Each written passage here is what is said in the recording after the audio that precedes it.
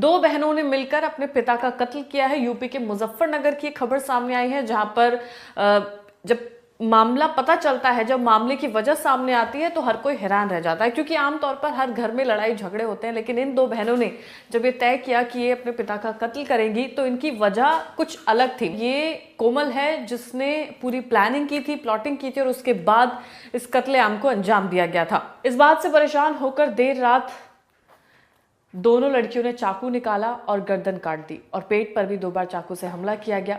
ये सब टॉन्ट और तानों से परेशान होकर दोनों बेटियों ने इस पूरी वारदात को बनाया, योजना बनाई और वारदात को अंजाम दिया। 2 दिन से लगभग इसकी प्लानिंग ये दोनों लड़कियां कर रही थी और रात में उन्होंने जब अपने पिता को एक बार समझाने की कोशिश भी की, उस रात फिर से पिता ने इन दोनों लड़कियों पर तंज कसा। उसी रात उनकी हत्या कर दी गई। उनकी बेटी की निशानदेही से जिस चाकू से हत्या की वो बरामद कर लिया गया है।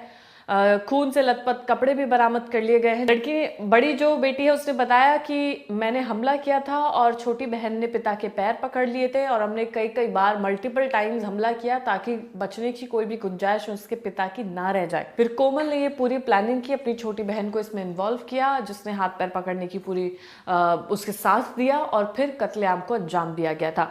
और ये जो पिता है, ये अपनी बेटी को बोलता था कि तुम्हारी उम्र हो चुकी है, बड़ी बेटी की 32 साल उम्र थी, तुम्हारी शादी नहीं हो पाई है, तुम कुछ काम नहीं करती हो, हर वक्त घर में रहती हो, जिस वजह से समाज में हमारी बदनामी होती है। ऐसे कई घर हैं। पूरी प्लानिंग की गई कि किस तरीके से रात के 2 बजे जब उसके पिता गहरी नींद में होंगे उस वक्त चाकू से हमला किया जाएगा। उस रात भी तीनों में बहस हुई थी।